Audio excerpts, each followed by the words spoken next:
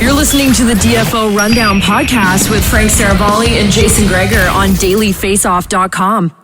Welcome to episode 17 of the Daily Face-Off Rundown. Jason Dreger along with Frank Saravalli. We have two special guests. We're going to get right into it. Of course, this will be the most exciting week, hectic week for National Hockey League fans. The trade deadline is exactly 1 week away. And of course, we have Darren Dreger and Pierre LeBrun. Gentlemen, how you doing? Doing well, thanks.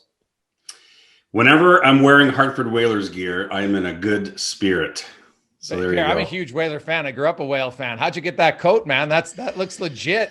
So both Dregs and Frank would have been there. They don't remember this, but during the last lockout, 2012, I guess, we weren't allowed inside the NHL offices for most of that lockout. We were out in the frozen sidewalk. And one day I was just so underdressed, and it was a frigid winter day in New York. I went into the NHL store and I bought the Whalers jacket because it's the only jacket I could see in there. And of course I wouldn't buy something of a team that's currently in the league.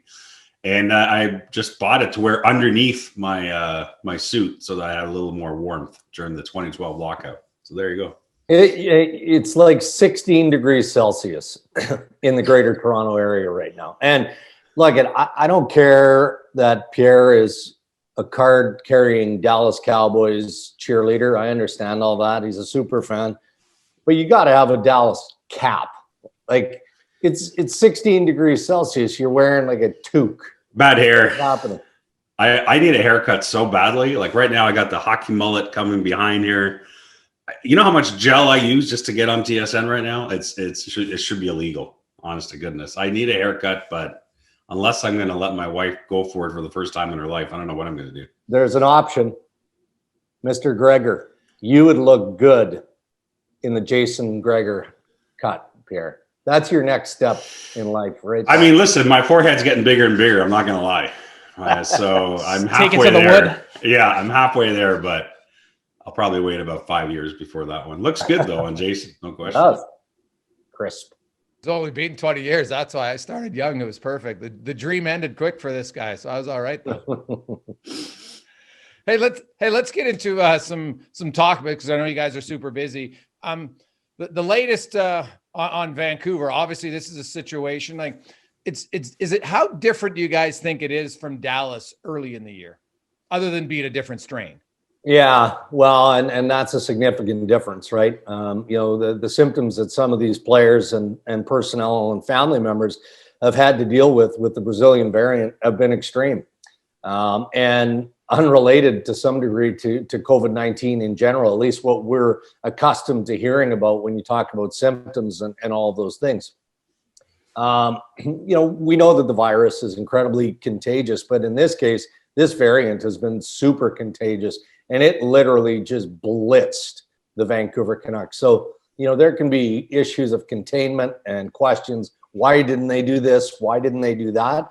At the end of the day, when this thing arrived, it absolutely swept through that organization. It's starting to trickle now. At least that's the way it seems. So the recovery can begin. But, man, what a devastating situation for this club. Yeah, and that's, you know, every time we start with this, there's more than hockey at play here, and I worry about the players' families, you know, because as a player, you bring this home inadvertently at the start of it. I worry about the coaches and their families. You know, this is the real thing. You know, on the hockey side, I think this was yet another wake-up call for everyone in the league, and that's why the memo went out over the weekend from the NHL Deputy Commissioner Bill Daly, just using this as an unfortunate reminder, because I think the league had started to see a bit of slippage from different situations around the league as far as respecting the protocols. And so a memo went out just to remind people, hey, you know, we're still in the pandemic. Let's get through this season here. But I know a lot of people were wondering, you know, why does it even make sense to have the Canucks come back and play? And I understand that in the emotion of the moment. But the reality is the Canucks do want to come back and play once they're through this and once everyone is safe. So the league has, you know, shared with them some dates that might make sense if they can get through this. And they are going to try and play 56 games, which means, though, that, you know, right now we have games going up to May 11th in that so-called buffer week that Frank and Dregs and I have talked about all year. They are going to schedule games right up to, I think, to May 14th at the very least to try and, you know, flesh out the North Division at the end there. two things that are crazy to me. One is this is a team that is under strict protocol that's been tested every day and some days more than once a day. And you see how this variant has rippled through the entire team. It's incredible. Think about what society in general is like for people that aren't getting tested, that don't even know they're carrying it, that are just passing it along in super spreader events. Like, that's what blows my mind. And the other part is I just don't know how we can get to 56 games for the Canucks. Like, are we looking at 2 weeks from now before they could potentially start playing again? Right. I think at a certain point, the league is going to have to face this head on and say, look, we're going to schedule the games that have playoff implications, get those in first, and then we'll take the rest of it as, you know, as much as we can squeeze in, we will. But if we need to go to points percentage for the teams that are outside the playoff mix, I think that's the only way that makes sense at this point. Well, and I think the next 5 to 7 days are going to be important for both the Vancouver Canucks and from a league perspective as well. In dealing with some of the sources in Vancouver and covering this story over the weekend,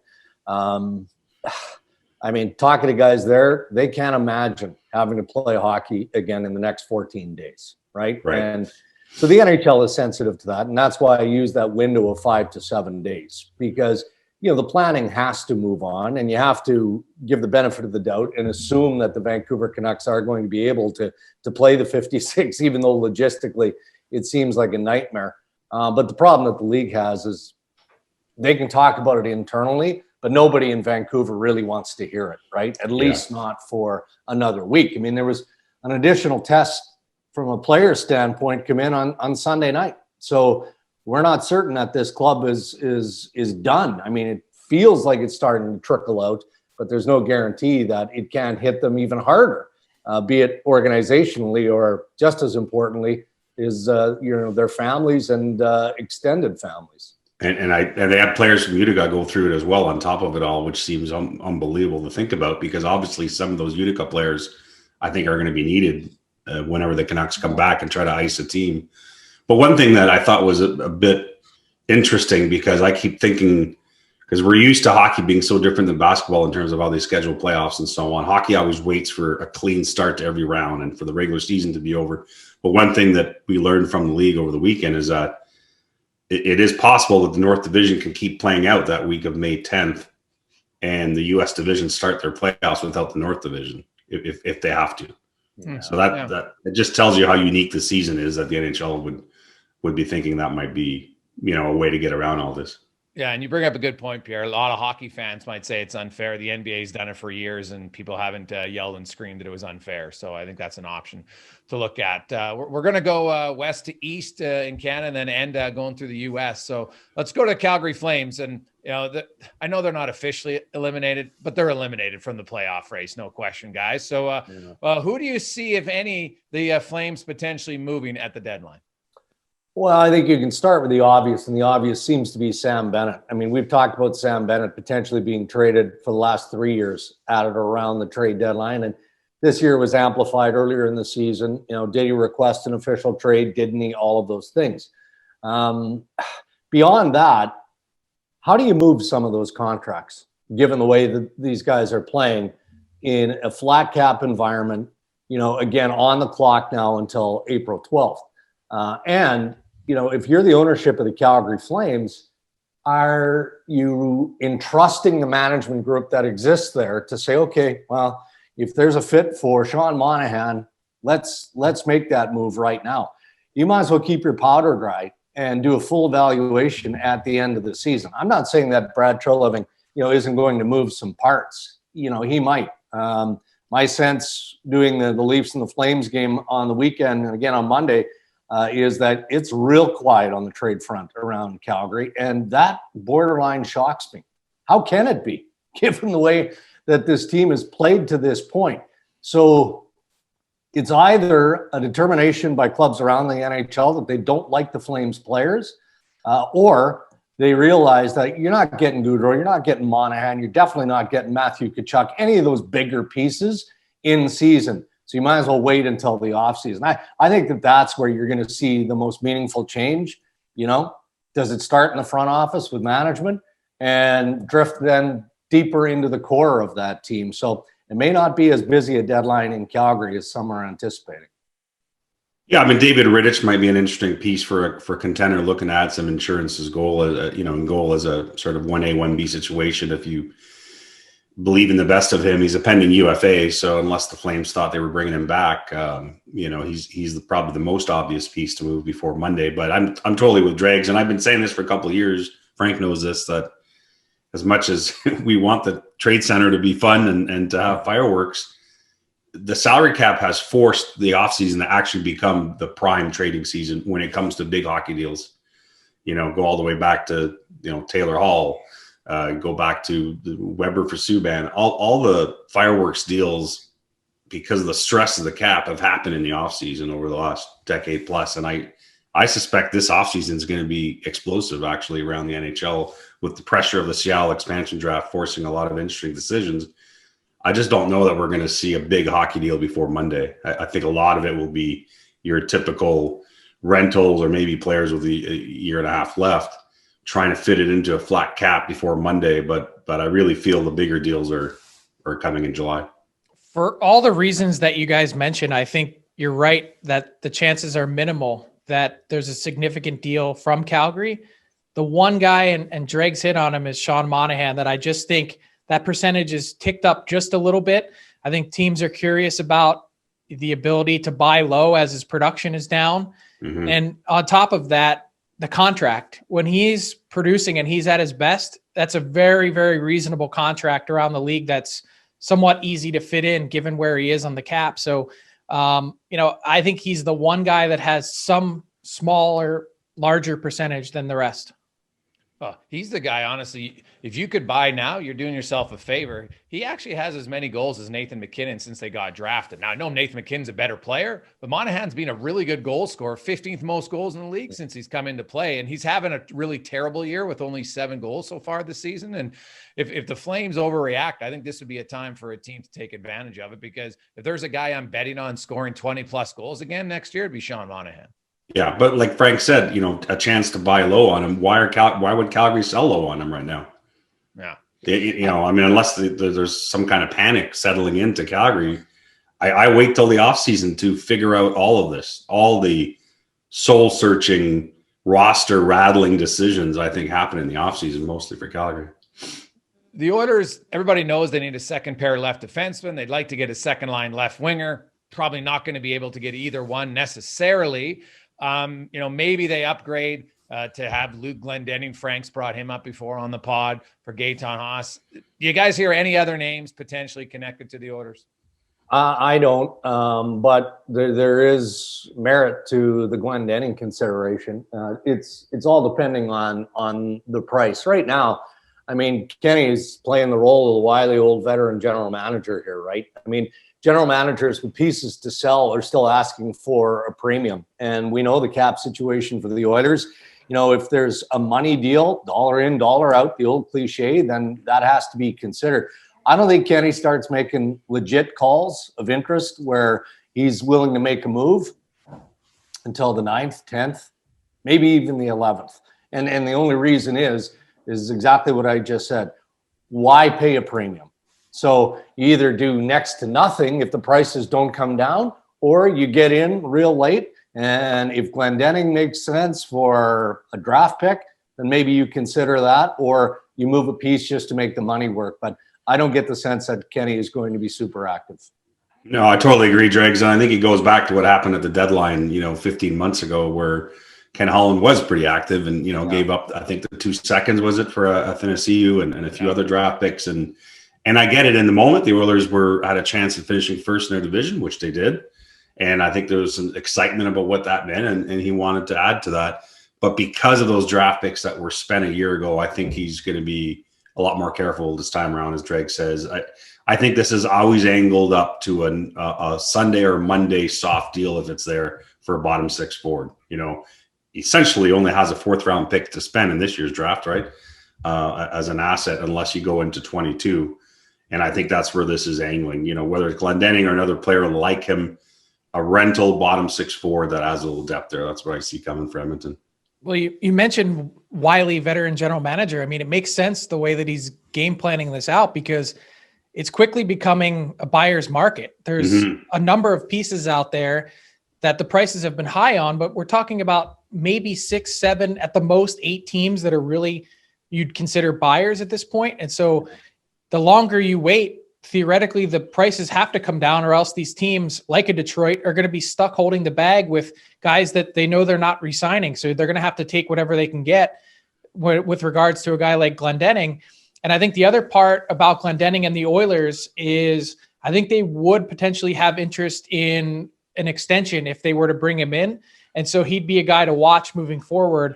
Could they make that work on a 2 or 3 year deal, something like that, that can justify, spending those assets? And that's why I agree. I think it's a buyer's market. And it's why, even though Kevin Adams and Buffalo got hammered for the most part for getting very little from Montreal for Eric Staal a couple of weeks ago, I think you read the market correctly. Eric Staal, if he's still a Buffalo Sabre right now, might go for less than what the Habs paid between now and Monday, in my mind. And it's not an indictment of Eric Staal. I think it's an excellent pickup by the Montreal Canadiens. It's just a reflection of the market right now. So I think you could have got Eric Staal for a 4th round pick had he gone to Monday. Instead, he went for a 3rd and a 5th because he was dealt early. That makes sense. Now, I think there's one team. Well, there's 2 teams in Canada most people feel are definitely going to be active, and one of them is the Winnipeg Jets. And it's pretty easy to note what they need. They need another defenseman. Frank, you've talked about David Savard a lot. Columbus had a ridiculously awful road trip. They pretty much punched themselves out of the playoff race now. So does the David Savard talk heat up, and is he the one that makes the most sense for you to go to the Jets? He does for me. I mean, when I look at the Jets and how they play stylistically, they need a shutoff valve, someone that can break up the cycle. Sometimes the Jets, their own worst enemy is the amount of time that they spend in their own defensive end. How can they find a way to move the puck up the ice and get it in the hands of their super talented forwards? So stylistically, he makes sense. Then there's the question is, and I've been talking to some people around the league about this. Is David Savard, is he being overrated at this point?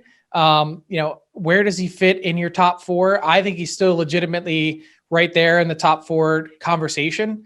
And then what's the price? Because he's another guy that we know Columbus isn't bringing back. There have been 0 extension talks to this point.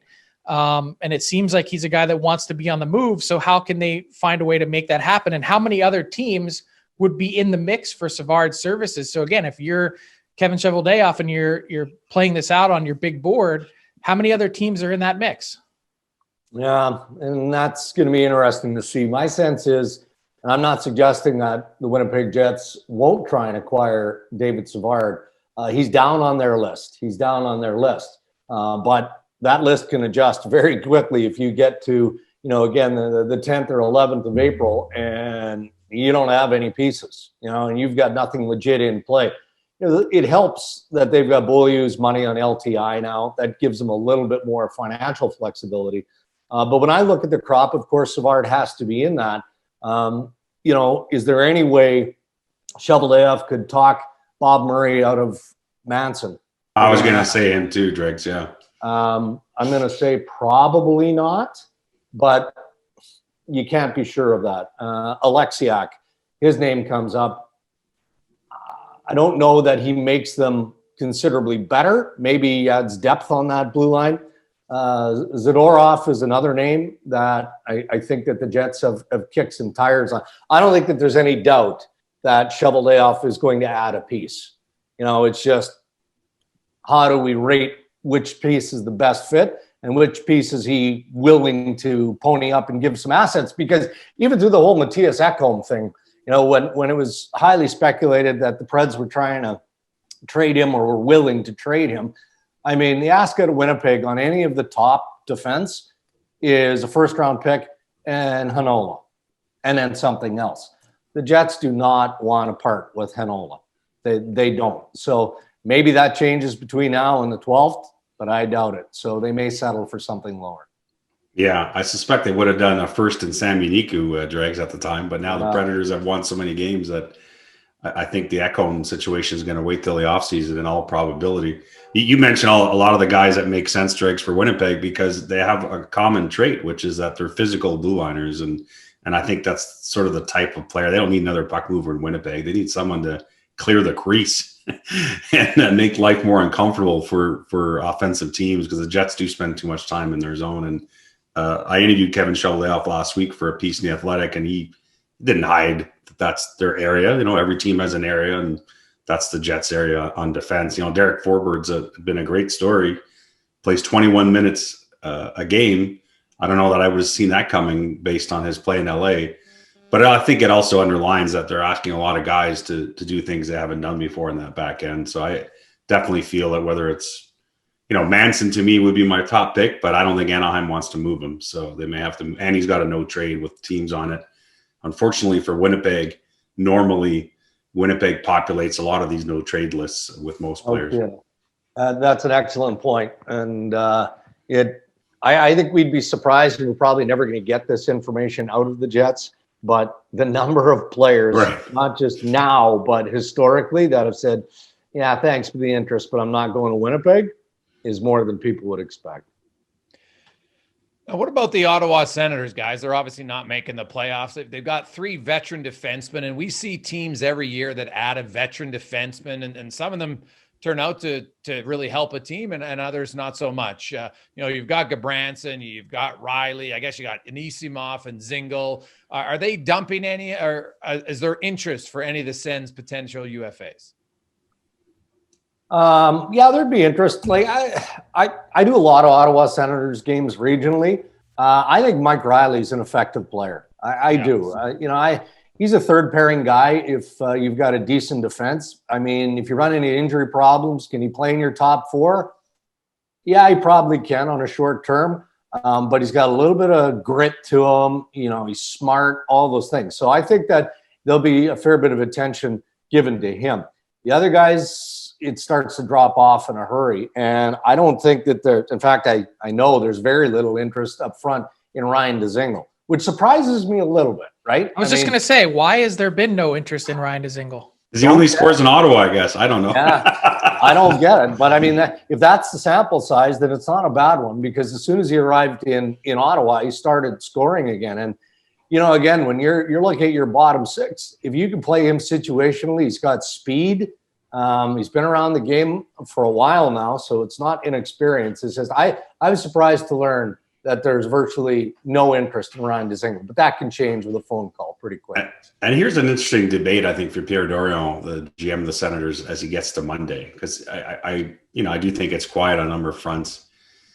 And he's a team that's had a lot of draft picks for the last few years. I mean, there's a team with talent coming out of where, and how many more draft picks do they need right now? But on the other hand, if he gets offered a 5th round pick for Mike Riley, let's say on Monday, and he's probably like, why am I doing that? I might as well just keep Mike Riley around so that I'm not putting younger players in a role they're not ready for the rest of the year. That, there is some merit in keeping some UFAs, even though you're not making the playoffs. But is a 5th round pick suddenly more valuable this year than ever because the draft is going to be such a dart throwing contest in some rounds this year with the lack of play at the junior ranks and some of the other ranks? I don't know.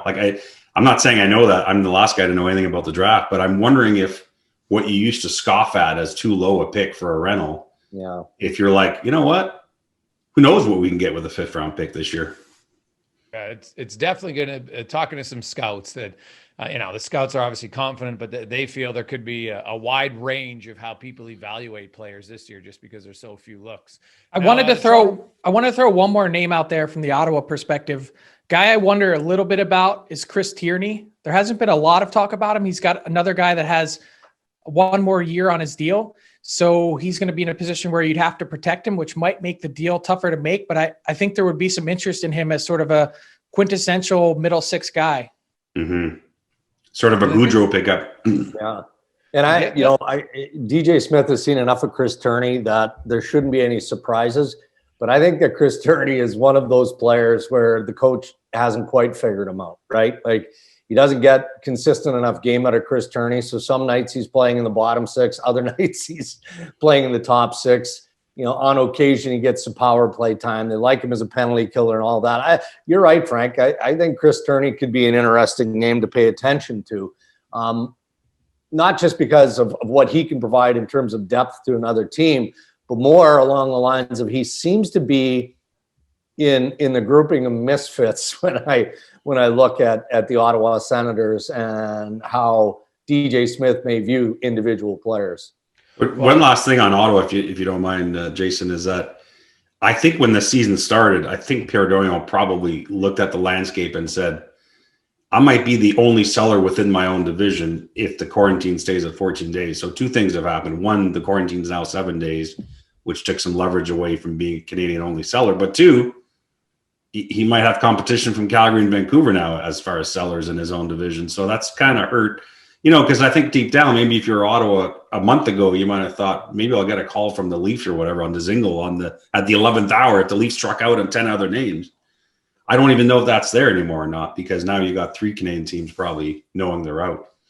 The other thing Ottawa has to look at is you always trade your UFAs, and you talk about it. So you get 4th and 5th round picks that won't help you for another 5 years. You're just going in an endless cycle of getting rid of players, and you got to bring in new guys, and hopefully they fit next year. And it's a lot of change, but it doesn't necessarily need to a lot of new results. So I do wonder if they like some of their veteran UFAs, just try to re-sign them for bargain deals on a 1-year deal and move forward. Now the Maple Leafs, everybody's been talking about them. They've been a good team. They've really improved their defensive play this year. They don't give up a ton. They've got basically though the Ferris wheel of goaltenders right now, and where it stops is it Freddie Anderson. Can he be healthy? Jack Campbell, can he stay healthy? Heck, Hutchinson, when he plays well.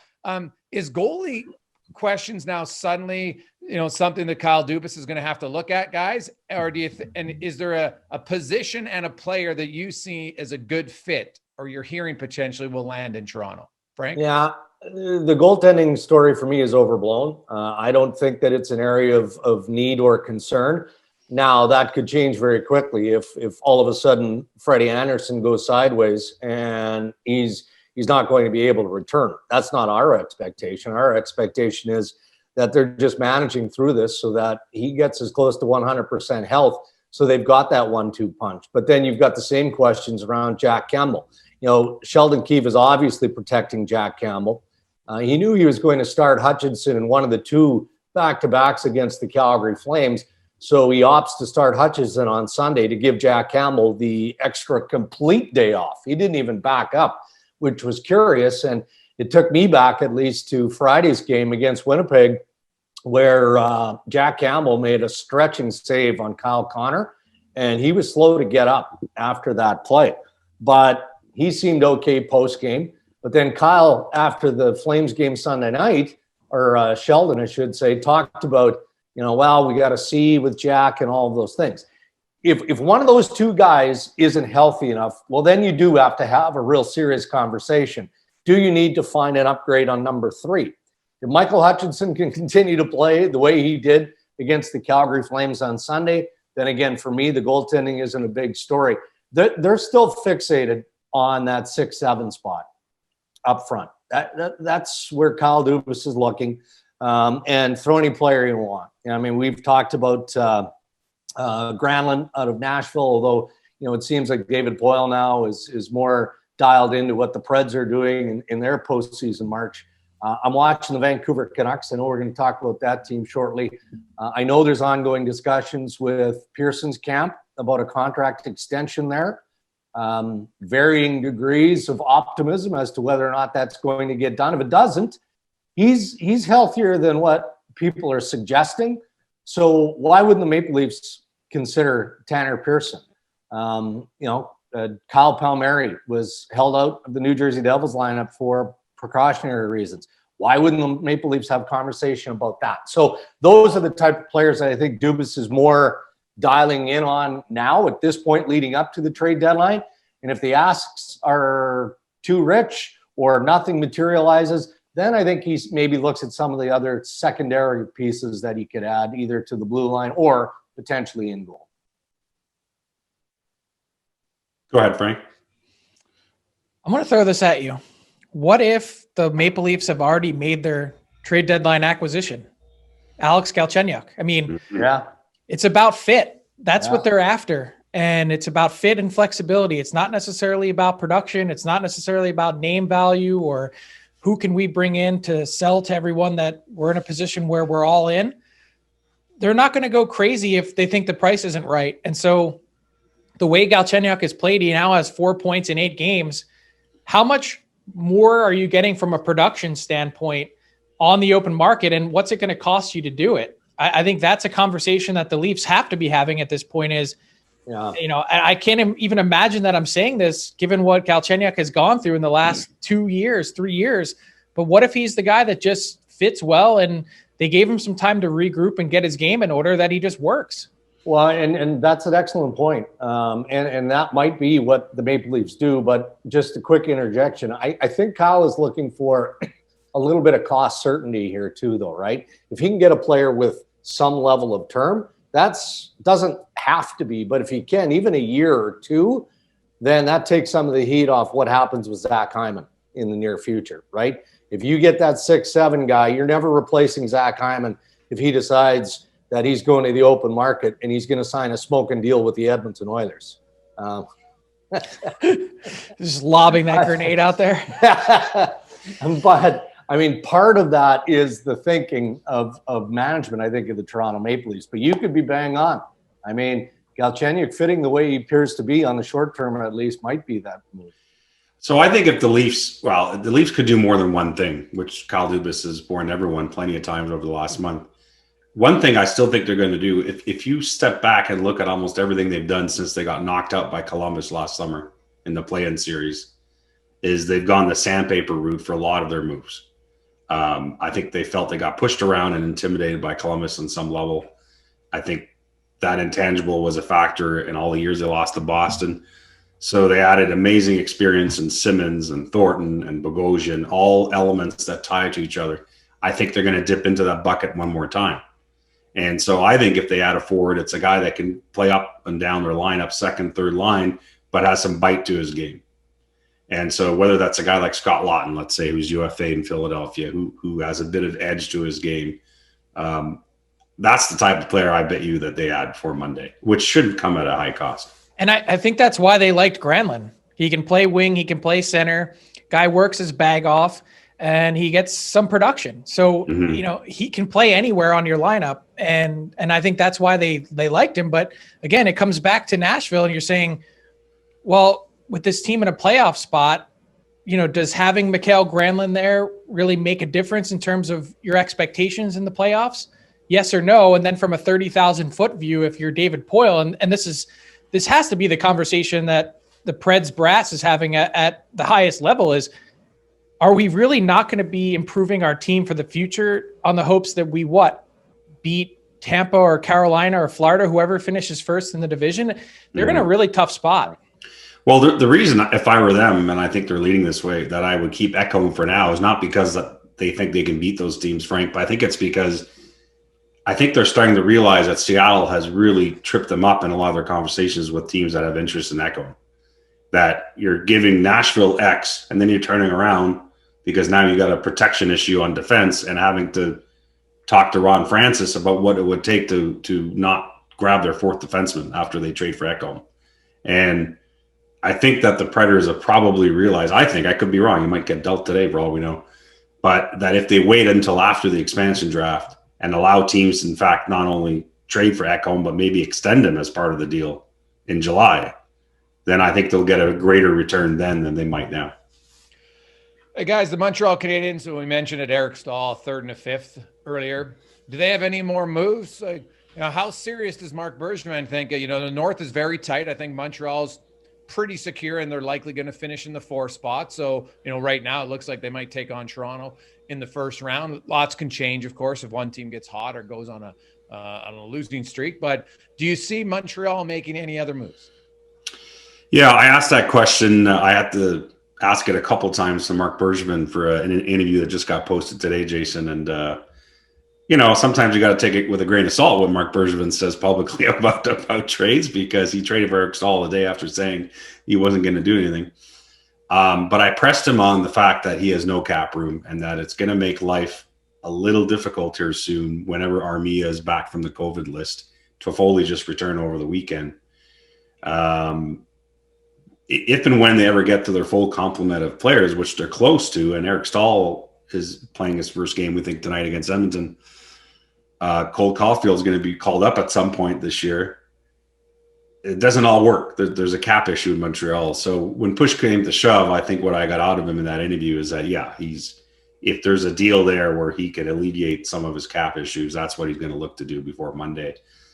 And I suspect that he was working on that the day he got Eric Staal from Buffalo. I think there were a couple of things in the fire, and the other one sort of fell through. But I think that'll continue to be a point of emphasis for Montreal, is needing a little more room under the cap to breathe. I mean, you mentioned need. What more does this team need? I think they're already a tough team to play against. You can see the way that they're playing under Dominic Ducharme. Mark Bergevin mentioned it in your interview. Puck management has been better, but more to the point, they're going to be a tough out. Like, I don't care who they match up against, whether they're in the fourth spot or the second spot, they're going to be a really tough team to play against. And so I don't look at that roster and say, hey, there's a hole here that you need to fill, or a hole here. They've got, all they need at goal. Carey Price is a .931 save percentage, by the way, since they took a step back and said, you need to get your game in order for a few days. And, I don't see anywhere that you're going to upgrade based on the guys that are available. No, I'm with you on that. And some of their veteran players have come around, not just the goaltending and defensive core, but, we were all watching with keen interest in how Josh Anderson fit at the start of the year, and seemed to be a real nice compliment with Jonathan Drouin and Nick Suzuki. And of late, it's been Brendan Gallagher, Tom Tatar, and Phil Deneau. I mean, Phil Deneau for the first half of the season was effectively a no-show offensively, even though, guys, I think it was Nate McKinnon, months ago said that he can't believe how good Deneau is and the credit that he doesn't get and all of that. And I still get that from coaches and managers and players around the game. So as long as those pieces continue to hold their spot in the puzzle, I'm with Frank in this. I'm curious to see if Cole Caulfield can provide some spark. I think we need to manage expectation there, as you would with any young player coming in. But if these guys hit that role, there isn't a whole lot not to like about the Montreal Canadiens. And whatever series it is, I think they could do some serious damage in the North Division. Well, and I've made this point all year about the Habs not knowing whether they would make the playoffs, but that they were built more for the playoffs than the regular season, especially the way the regular season games have been played in the North Division this year. This is not the kind of division the Habs are built for, interestingly, right? There's a lot of freewheeling hockey against, the two big monsters from Edmonton, the Leafs top-end guys, the Jets are loaded up front. That's not really a friendly matchup for the Habs on a lot of nights. But get them into the playoffs where we know the standard of officiating changes, and the Habs have taken a lot of penalties this year in the North Division, although less under Ducharme. They're built for the playoffs. And it's, again, going back to the Leafs for a second, I think when the Leafs looked at the possibility of playing Montreal in the first round, again, this is a thought process of, is there enough grind in the Leafs game for that kind of series?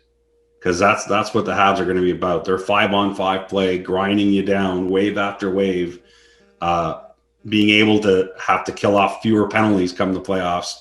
That sets up well for Montreal having some success potentially, but obviously they'd be the underdog in a Leafs matchup. Yeah, you look at the Habs; they're 5-on-5. No one's better at allowing fewer goals 5-on-5. They're only allowing 1.4 per game right now, which is best in the NHL in the high-scoring North Division. So I think you guys are right that they're going to be a good team defensively. Quickly, let's go back where we started in Vancouver. How much do you think this variant and the fact that they're not playing and might not be playing for the next week impacts Pearson and Sutter and any of their other potential UFAs? Because Vancouver is obviously not making the playoffs.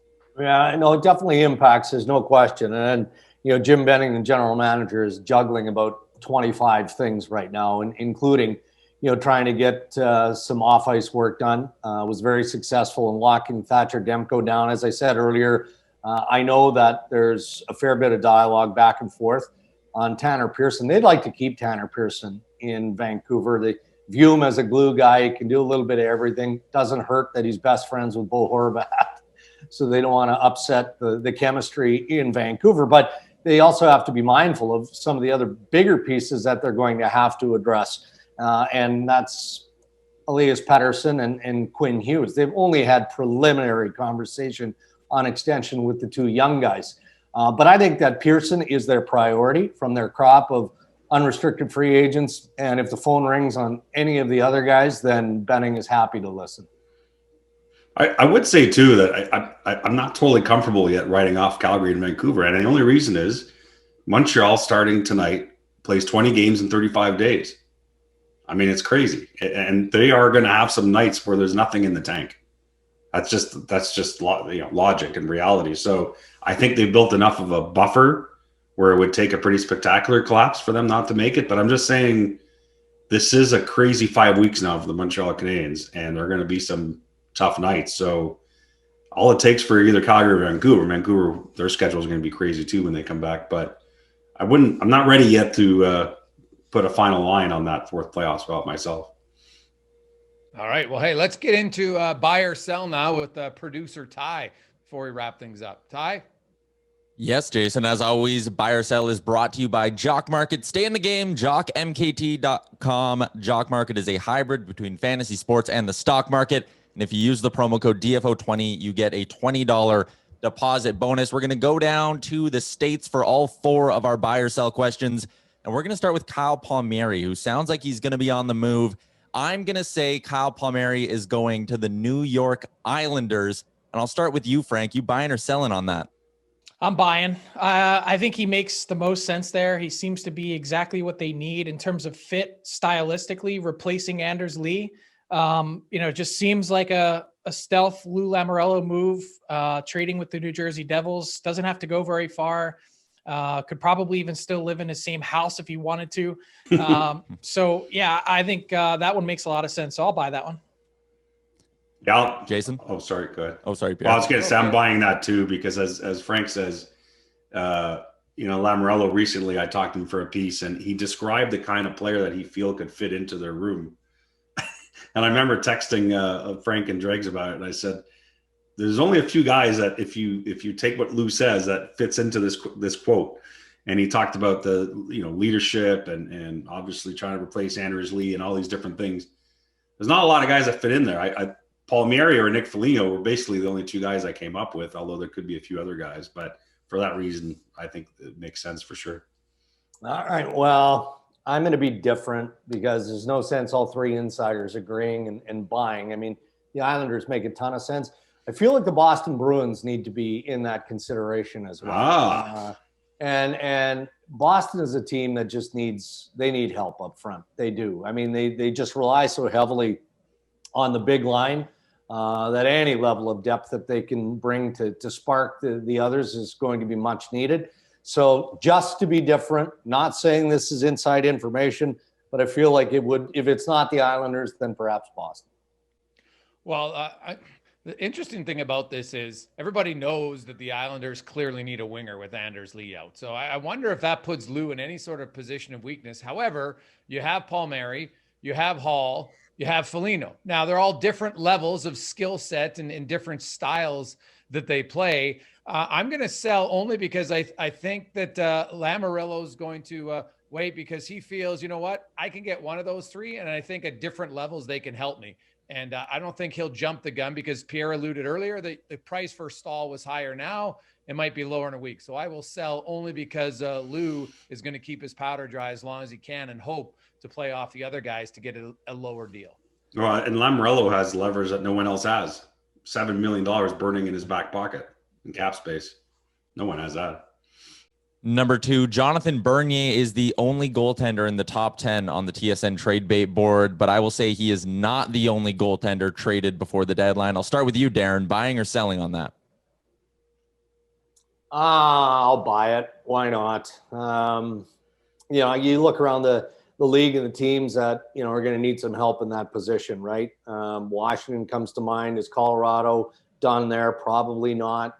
We talked earlier in the podcast about the Toronto Maple Leafs. If things, turn more ugly with health, with Jack Campbell and or Freddie Anderson, do they consider, adding some depth? So, Jonathan Bernier, number one, needs to get healthy, and he's trending in that direction. But then I look at Carolina and the fact that they've got that 3 goalie situation there. So there'll be a market for goalies. I don't know how significant it's going to be, but I've named a couple of teams. So there's got to be more than Jonathan Bernier that gets moved. So I'll buy it.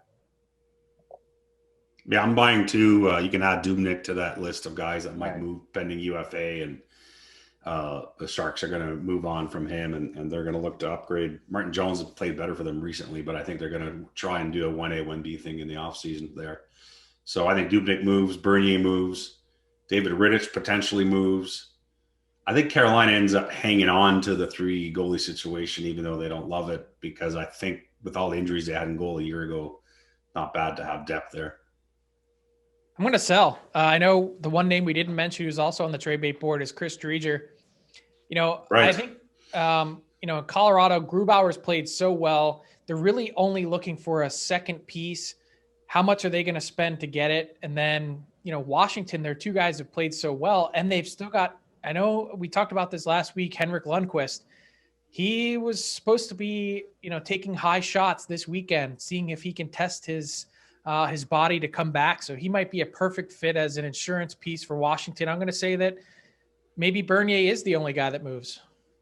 I think this is an easy buy, just for all the reasons Pierre and Dregs outlined. There's a lots of teams that need it, and if you go the whole season and you don't have depth in goaltending at one injury and that costs you the playoffs, like look at Colorado last year, and Colorado probably goes deeper if they don't have the goaltending injuries that they had. So I think, man, I honestly wouldn't be stunned if Colorado adds 2 goalies, only because Grubauer's health issue. Like, I know that's the craziest thing ever you think of, but if the cost is like a late 6th or 7th for another guy, I could see them ensuring that their number 2 and number 3 are good. It would be mind-blowing to me if the Avalanche does not add a goalie. Yeah. Like, they just lived it in the bubble. They are arguably the number 1 Stanley Cup contender. Now, I know it's a flip of a coin with Vegas, but in their division, how can you allow the possibility that one groin injury to Philip Grubauer ends your cup dream? I mean, you have got to go out and get another goalie, in my mind. We're going to end this with a couple of quick over-unders. Looking at the Arizona Coyotes, I see Alex Goligoski is on the trade bait board. I think they could be busy. I'm going to say over 2.5 trades for the Coyotes between now and deadline day. And I'll flip the order this time. Start with you, Gregor. Oof, well, they're right in the mix. They're in the 4th spot. Yeah, like that's a race with them, the Blues, and suddenly the San Jose Sharks. So, I'm going to buy because I think they could sell and acquire at the same time. I could see them moving one piece and then bringing in another guy so they stay in the hunt. I think their GM is very focused on wanting to get his team in the playoffs. So I don't see them selling off, but I could see them trading one piece and then adding another. So yeah, I'll say that they're busy and they make 3 deals. I'm going to go with the under. I just think maybe you have Goligoski that moves because there's 0 chance he comes back. I think they hang on to their goalies. I think there's been some interest in Hjalmarsson. I still don't understand for the life of me why they'd want to move Connor Garland. So I'm going to take the under. I'll go under as well, only because of how difficult it is to make these deals. Now, I think that there's a strong appetite from Bill Armstrong's perspective to change the look of this team, even though of late, largely they've played well. Jason, as you say, they're in the mix. So I think that he's going to respect that and keep it competitive and all those things. But I think that there's going to be some significant changes that are embraced in the offseason. I just don't think that Armstrong, 3 trades is a lot for one team, prior to any trade deadline or at the trade deadline, unless you're in full fire sale mode. And we know the Coyotes aren't in that, but there's a definite appetite to change some of the pieces. I think that's more off-season work. So I'll go against the board and I'll take the over without any real confidence. But the point I want to make is I can't think of a single team in the National Hockey League right now that is having a bigger disservice done to them by being on the bubble and being in the playoff race than Arizona, because the short-term excitement or allure of getting in, which I'm sure ownership's all over, really should take a back seat to the bigger picture here, which is a team that is devoid of top draft picks because of what happened with the cheating and the drafting and all that. They need draft picks. the bigger picture should be trumping what's happening in the standings right now. And you should be trying to get everyone out that you can to get draft picks before Monday. Easier said than done. I get that, because I'm sure there's pressure on the inside to try and do both, which is let's make the playoffs and make changes. Well, okay. But I think there's a lot of counterintuitive emotions going on right now in Arizona. Last one, Darren, you mentioned full fire sale. That might be what's happening in Buffalo. I see 3 names on the trade bait board, so I will set the over-under at 3.5 and take the over. Darren, over-under 3.5 trades for the Sabres. Well, you're not counting Eric Stahl. So are you? No. Okay. Over 3.5. Nah, I'm going to say under. Okay. I'm going to say under. I mean, of course it's possible. I mean, where do you start? Where does it end with the Buffalo Sabres? I mean, come on.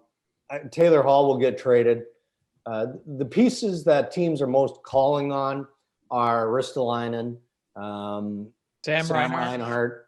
Obviously they call on Rasmus Dahlin. They call on Linus Ullmark. I mean, but those are the pieces that foundationally Kevin Adams and the Buffalo Sabres are going to want to hold on to, unless somebody overpays.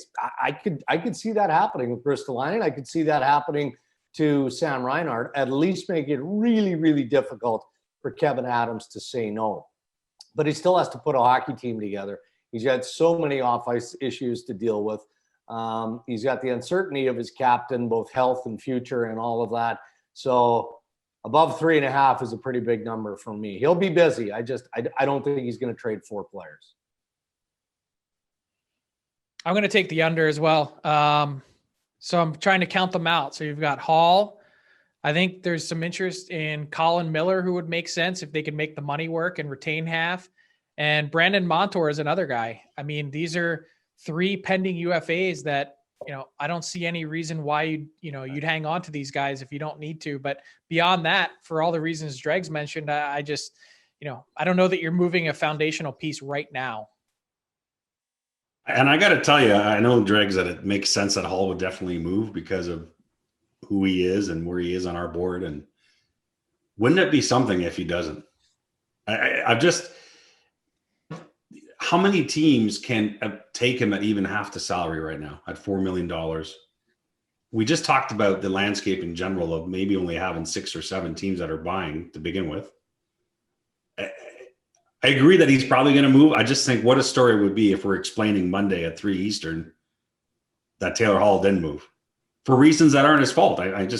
He's got a big cap number. There's not that many teams buying and not that many teams that need a first line winger. So I don't know. That's going to be an interesting one to watch. Again, I think he'll move, but I don't know if I'm ready to say it's a slam dunk. I'd be shocked if he doesn't get traded. All right. I feel the side bet coming. I got to get odds in my favor, though. Because I'm the go long shot over, here. guys, because I think when you're in full fire sale mode, you got 2 guys that are dirt cheap. Riley Sheahan, teams always look for a depth centerman at times, just in case of an injury or what have you. He's like league minimum. I would add him, Frank, to your list of guys. So that's why I put it over 4. I think, Sheahan's been around. You know exactly what he is. He'll kill penalties. He can win faceoffs. He's not a fastest guy, but in the playoffs, speed, you guys talked about it earlier in Montreal.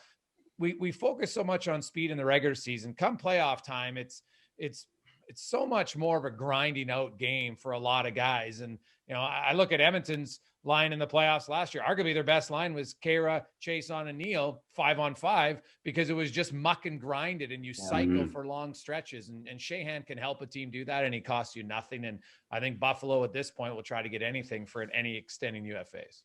Yeah, I'll take the over, even though I made that crazy comment about Hall. But I hope Kevin Adams tries to spread some of these out. He's a rookie GM with a very thin front office, doesn't have a lot of help. Yeah. And I don't know that he wants to be handling 4 deals on Monday with all those phone calls and paperwork and central registry. I know it sounds like a dumb thing to say, but probably best for him to get the ball rolling here during the week and try to spread these out. Yeah.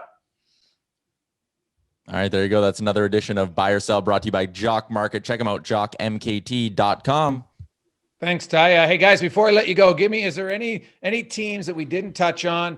Dregs, you talked Boston a little bit, the Washington Capitals. You look at some of those teams, the Florida Panthers, Carolina Hurricanes. Quickly, any of those teams that you expect to make a splash?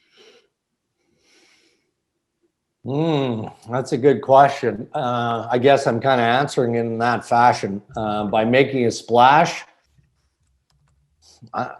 maybe Philadelphia, right? Pierre alluded to the Scott Lawton speculation, which really is all it is. He's a pending unrestricted free agent. If Carter Hart can continue to play the way that he did the other night, then maybe they feel that things will stabilize in Philadelphia. But I think that this has been an eye-opening experience for Chuck Fletcher in what he has, but most importantly, what he doesn't have. The goaltending is going to have to look after itself. Otherwise, that's a way bigger fish, and he's going to have to wrestle with that in the offseason. But just given the pieces that the Philadelphia Flyers have, and the potential of a kid like Scott Lawton legitimately being in play, that's intriguing to me. And we touched a little bit on Anaheim. Like, Bob Murray is just sitting in the weeds, right? Like, I watched that Anaheim Ducks team play. They've got some interesting young players coming, but right now they're not very good. And they're not going to get good anytime soon. So I wouldn't be surprised if Bob Murray lobs a name or two into the mix that might catch our attention. I think Bob Murray would like to, Dregs. I think he picked the worst. It's not his fault, but he picked the worst season ever not to have rentals for sale, because the team, so many buyers that are concerned about the Seattle expansion draft that are way more focused on expiring deals than a normal year. The last few years we saw the new trend of the guy to get is the guy with 2 playoffs in him, right? A year and a half left on his contract.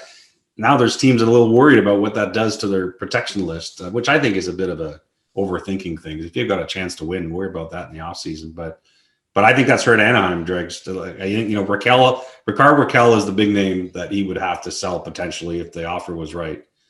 But he's got a year and a half left on his deal. Right. And so how many teams, if you're trading for Ricard Raquel, you're protecting him in the expansion draft. Right. So who you're not protecting. So I think that's had an impact on Anaheim's dealings. The team I would pick as maybe a fireworks team is the Boston Bruins, because they haven't done anything. They've got a pretty young left side of their defense that's done well, but they actually do have the cap room. And I think at the end of the day, there's that internal pressure of giving Patrice Bergeron all he can get in terms of a chance to win again in the final window of his career here, whether it's that a year or 2 years or whatever. So I think Boston might make a few moves. 2 teams on my list, and I'm shocked, Pierre, that you didn't say one of them. The Carolina Hurricanes, right shot defenseman, and they want someone that's has term as a hockey deal. They're willing to shake it up, and people look at their defense core as deep as it is, and they say, what more do you want to add here? But they're looking for someone in their top 4, and I think they're going to try and go after someone and get it. Mm-hmm. And the other team that no one has said anything about, and for good reason when you look at their cap situation, but another team lying in the weeds, I think, is the Vegas Golden Knights. I think they're always looking to do something. Now, whether they could pull it off and have a third-party team involved to make the money work, and if they could shuffle their deck a little bit to add some center depth, I think would make sense. But they're as capped out as anyone, and you saw it the other night. They were at the minimum of players you could ice because of their cap situation. So it'd be tough, but I'm not so sure that Vegas does nothing.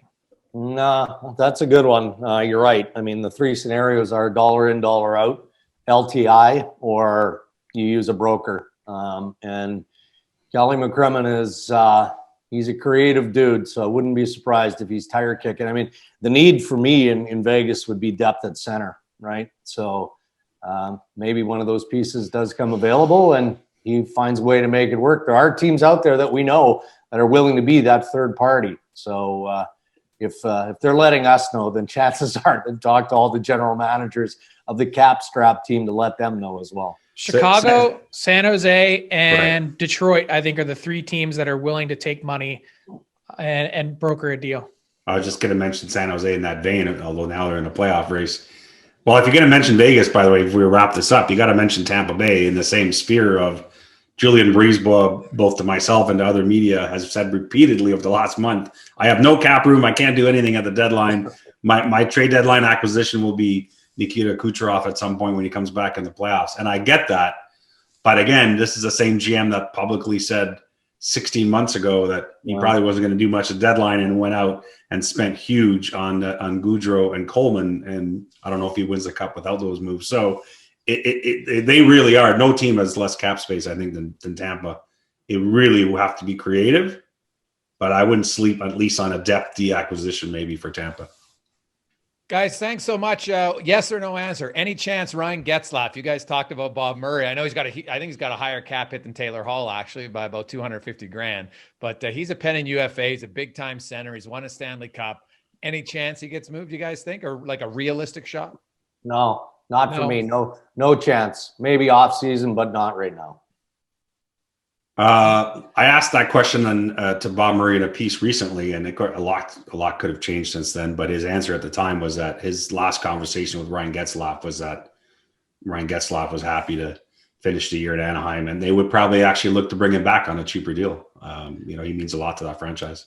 Yeah, I'm going to say no, and I'm going to throw this at you. I wouldn't be totally shocked if Ryan Getzlaf retires after this season. Wow. Oh, geez. Hey, you be careful with retirement stories, man. Why? Because I look like I'm old? What? Like, No, Bob McKenzie told me this a long time ago, and I learned a valuable lesson. The agent for Scott Niedermayer told me he was retiring from the Anaheim Ducks. I remember this. You remember this? Yeah. I'm live on television. I report, hey, just got news that after this year, Scott Niedermayer is going to retire. What we weren't counting on was Brian Burke getting on his knees and begging Scott Niedermayer not to retire, which he didn't retire. So Bobby Mack said, reporting death and retirements are the two things as insiders we stay away from. well, I totally get it. Here's where I'm at. Ryan Getzlaf, and I have, no inside knowledge here. He's made $92 million. He's been an Anaheim Duck his entire career. He's already won a Stanley Cup. That team has very little chance to compete next season. So he's going to either uproot his family and go somewhere else to try and chase a cup. And especially if COVID's lingering, like what's the incentive to do so? Thornton. I'm just Thornton. Okay. I'm just throwing it out there. It's not outside of the realm of possibility. That's all. No, you said he was retiring. No, I said I wouldn't be shocked if he did.